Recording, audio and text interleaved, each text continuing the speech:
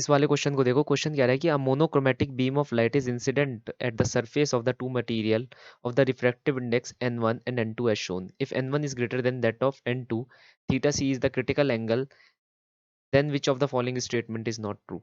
ठीक है, तो कह रहा है कि n2 जो है वो n1 से कम है।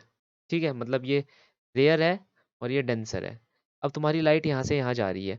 अच्छा, सबसे पहली बात, इसने ऑप्शन दिया theta one equal to theta three for all value of theta one. देखो, अगर तुम कभी भी एक लाइट को कहीं पर भी इंसिडेंट करते हो, ठीक है, तो उसका कुछ पार्ट रिफ्लेक्ट होता है, कुछ पार्ट रिफ्रैक्ट होता है, ये तो हम जानते ही है। ठीक है, तो जो रिफ्लेक्टेड पार्ट होगा उसके हिसाब से रिफ्लेक्शन, लॉ ऑफ रिफ्लेक्शन क्या कहते हैं, थीटा वन तो थीटा थ्री के बराबर हो गई। ये तो लॉ ऑफ रिफ्लेक्शन कह रहा है, मैं भी नहीं कह रहा। ठीक है, लॉ ऑफ रिफ्लेक्शन ही कहता है। तो ए बिल्कुल सही स्टेटमेंट है। हमें बतानी है कौन सी स्टेटमेंट ट्रू नहीं है। अगर ए स्टेटमेंट ट्रू है, मैं दूसरी स्टेटमेंट भी पढ़ता हूँ, cos theta two is imaginary for theta one is greater than theta C, cos theta two is zero for theta one equal to theta C, cos theta three is imaginary for cos theta one equal to cos theta three. अब देखो, यहाँ पर A option मेरा correct option है। इस A option से मैं C option को देख सकता हूँ। सी ऑप्शन कह रहा है कि cos थीटा एक इमेजिनरी वैल्यू होगी, cos थीटा एक इमेजिनरी होगा अगर theta one equal to theta C होगा। अरे cos थीटा थ्री इमेजिनरी कैसे हो सकता है? अगर थीटा वन थीटा सी के बराबर होगा तो cos थीटा थ्री किसके बराबर होना चाहिए? cos थीटा वन के बराबर हो जाना चाहिए, है कि नहीं? तो cos थीटा थ्री इमेजिनरी कहाँ से हुआ, ये काल्पनिक कहाँ से हुआ? तो डी ऑप्शन गलत हो गया। सिंपल सिंपल डी ऑप्शन गलत हो गया। ए ऑप्शन करेक्ट होने की वजह से डी ऑप्शन अपने आप ही गलत हो गया। दूसरा ऑप्शन देख लो, cos theta two is imaginary for theta one is greater than theta C. अब अगर तुम क्रिटिकल एंगल से कुछ लेकर जाओगे आगे की तरफ, क्रिटिकल एंगल से कुछ अगर तुम आगे की तरफ लेकर जाओगे, तो ऑब्वियस बात है ना कि ये जो चीज होगी ये ऐसे चली जाएगी। तुम्हें पता ही है, कभी भी वो इस मीडियम में जा ही नहीं पाएगा, टी आई आर होता रहेगा, वो हमेशा इस मीडियम में वापस आ जाएगा। तो थीटा टू की तो कोई बात ही नहीं हो गई, है ना? थीटा टू एग्जिस्ट ही नहीं करेगा। तो हाँ, मैं ये कह सकता हूँ कि थीटा टू एक इमेजिनरी बन जाएगा, मतलब वो वहां पर एग्जिस्ट ही नहीं करेगा। अगर मेरा थीटा वन थीटा सी के बराबर हुआ, मेरा थीटा वन थीटा सी के बराबर हुआ, तो cos थीटा टू जीरो हो जाएगा। हाँ, बिल्कुल जीरो हो जाएगा भाई, क्योंकि ये पूरी की पूरी जो लाइट है, जो ये ऐसे जा रही है, वो यहाँ पर चिपक जाएगी, वो इंटरफेस पर ऐसे निकल जाएगी। अगर वो इंटरफेस पर निकल गई तो ये क्या हो गया आंसर? 90 डिग्री का एंगल नहीं बन गया। 90 डिग्री का एंगल पे cos की वैल्यू क्या होती है? जीरो होती है। तो ये तो दोनों स्टेटमेंट अपने आप ही ट्रू है। तो पहली स्टेटमेंट से डी वाली स्टेटमेंट गलत हो गई, है ना? हम जानते ही है कि कुछ ना कुछ रिफ्लेक्शन तो होता ही है, और रिफ्लेक्शन में क्या होगा, थीटा वन और थीटा थ्री दोनों सेम होंगे। थीटा वन और थीटा थ्री अगर सेम होंगे, तो थीटा थ्री का काल्पनिक होना ही एक गलत बात हो जाएगी, एक गलत धारणा हो जाएगी, है कि नहीं? तो कॉस थीटा थ्री काल्पनिक हो ही नहीं सकता, उसकी कोई ना कोई वैल्यू तो होगी ही।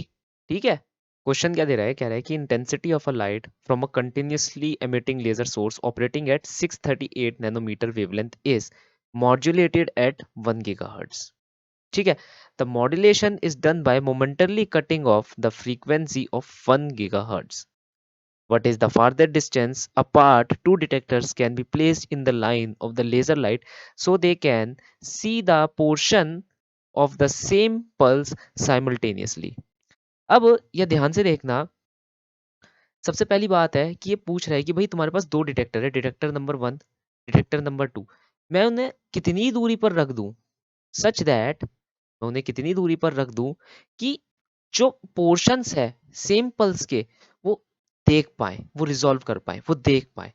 तो देखो, एक चीज मैंने एक क्लास में बताई हुई है कि रेजोल्यूशन किस पे डिपेंड करता है, तुम्हारे लैम्डा पे डिपेंड करता है। तो जो तुम्हारा सेपरेशन होना चाहिए वो ऑर्डर ऑफ लैम्डा के बराबर होना चाहिए, जो सेपरेशन होना चाहिए वो ऑर्डर ऑफ लैम्डा के बराबर होना चाहिए। तो अगर मैं यहाँ पर लैम्डा निकाल पाया, तो ऑब्वियसली मैं निकाल सकता हूँ कि मुझे कितना डिस्टेंस अपार्ट उन दोनों को मिनिमम रख देना चाहिए कि वो रिजॉल्व कर पाए, है कि नहीं? वो देख पाए, मेरी सेम पल्स को वो देख पाए, डिटेक्ट कर पाए वो पल्स को।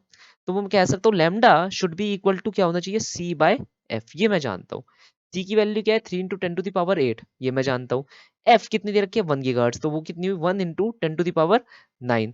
तो आंसर कितना आया, 0.3 मीटर। कितना आया, 0.3 मीटर। या फिर ये कह लो कि ये कितना बन गया, 30 सेंटीमीटर। ऑप्शन में देख लो कौन सा ऑप्शन गिवन है, बी ऑप्शन गिवन है। ठीक है, इतना आसान सवाल केवीपीवाई कभी नहीं पूछ सकता, फिर भी उसने पूछा है। ठीक है, तुम लोगों के लिए पूछा है कि ताकि तुम लोग भी खुश हो जाओ एक आध क्वेश्चन करके। क्वेश्चन क्या कह रहा है, conducting rod with a resistor of resistance R is pulled with a constant speed v on a smooth conducting rail as shown in the figure. A constant magnetic field B is directed into the page if the speed of the bar is doubled by what factor the rate of heat dissipation across the resistance change. यार simple सी चीज है, ये पूछ रहा है कि heat dissipation across the resistor कैसे चेंज होगी अगर मैं स्पीड बढ़ा दूंगा, वेलोसिटी को 2 गुना बढ़ा दूंगा। सिंपल सी बात है, लेक्चर के अंदर 100 बार पढ़ा है कि हीट डिसिपेशन कितना होगा, क्या फॉर्मूला होगा हीट डिसिपेशन का, बी वी एल का whole square by R. R resistance है, वी वेलोसिटी है, L length of the wire है, बी जो भी मैग्नेटिक फील्ड यहाँ पर दे रखी है कि नहीं। सीबीएसई का क्वेश्चन है ये वाला, सिंपल सिंपल सा। वेलोसिटी 2 गुना कर दी तो हीट डिसिपेशन कितना हो जाएगा, 4 गुना हो जाएगा इनिशियल हीट डिसिपेशन का, है कि नहीं। सिंपल सिंपल से डी ऑप्शन है करेक्ट ऑप्शन, ठीक है। ये क्वेश्चन कराने की जरूरत नहीं होनी चाहिए। क्वेश्चन कह रहा है time period of a body undergoing simple harmonic motion is given as follow, where rho density rho वो सॉरी पी प्रेशर है, D density, S surface tension है। वैल्यू ऑफ एबीसी निकालनी है, simple principle of homogeneity follow करना है, पिछले lecture में भी कराया था, ठीक है। सबसे पहले मैं क्या करूंगा, इस एक्सप्रेशन को लिख दूंगा, ठीक है। मुझे पता है प्रेशर का क्या होता है, M L T minus two by L square, ठीक है। प्रेशर मुझे पता है क्या होता है, force upon area, M L T minus two upon L square, इसका डायमेंशन मुझे पता है। डेंसिटी का मुझे पता है मीटर, ठीक है। डेंसिटी क्या होती है तुम्हारी, केजी पर मीटर क्यूब, तो क्या हुई मास अपॉन में एल क्यूब, ठीक है। तीसरी क्या चीज है, surface tension, force per unit length, ये मुझे पता है। तो फोर्स की क्या होती है, M L T minus two upon length की क्या है एल, ठीक है। फिर सबकी पावर ए बी सी तक चढ़ा रखी है, कर दिया मैंने। ये प्रेशर का dimension raise to the power A, ये तुम्हारी डेंसिटी का dimension raise to the power B, ये तुम्हारी सरफेस टेंशन का dimension raise to the power C, ठीक है। इजी था, पहली क्लास में सबको ये 10 बार करवाया जाता है। अब टाइम का डायमेंशन क्या होता है, T raise to the power 1। Homogeneity के प्रिंसिपल से क्या करना है, सारी पावर्स कंपेयर कर देनी है, ठीक है। देखो मास की सारी पावर ले ली, mass to the power A, mass to the power B, mass to the power C, add हो गया क्या बन रहा है A plus B plus C. Similarly length के लिए क्या बनेगा, minus A plus three B. सारी पावर्स को एक साथ लिखना शुरू कर दो, मास के लिए, लेंथ के लिए और टाइम के लिए, ठीक है। लिख दी सारी पावर्स को एक साथ। भाई टाइम की पावर क्या है, minus two to the power A, time की पावर क्या है यहाँ पर, minus two to the power C. समझ गए, सारी पावर्स को एक साथ, जो जिसकी पावर है सब एक साथ आ जाएंगी। फिर क्या करना है, कंपेयर कर देना, या टाइम की पावर 1 है, तीन इक्वेशन बना दो यहाँ पर, तुम्हारे पास तीन इक्वेशन बन जाएगी। क्या बनेगी, minus two A minus two C should be equal to 1।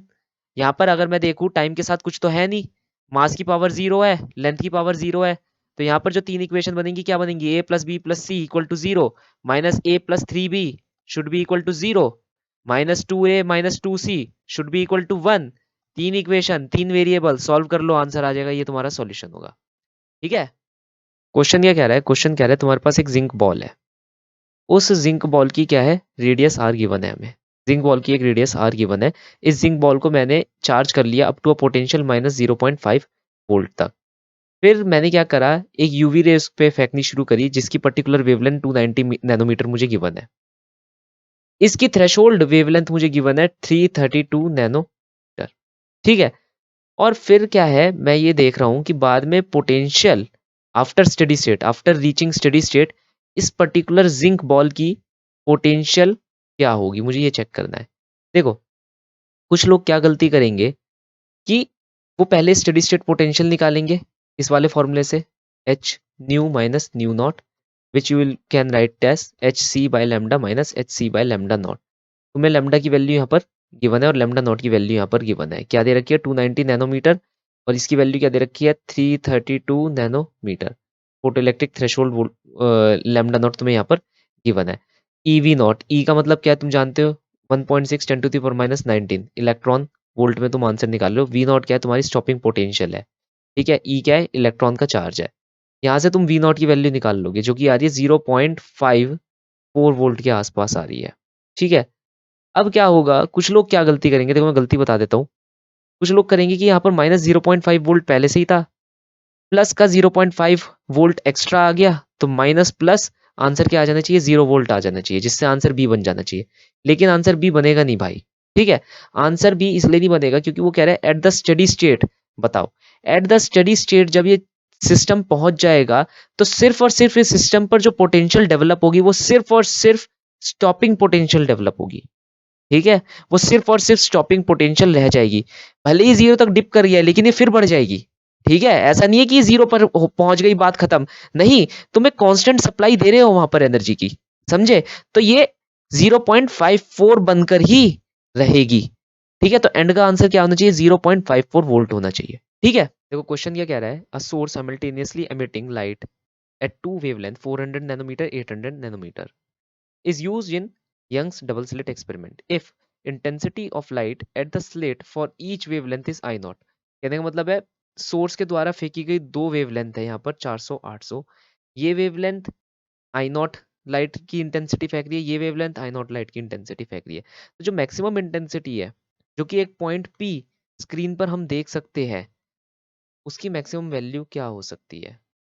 अगर मैं पहली वाली लाइट की वेवलेंथ का कंट्रीब्यूशन देखूं तो मेरे पास डायरेक्ट फॉर्मूला है कि I max must be equal to under root of I one plus under root of I two का होल स्क्वायर, है कि नहीं?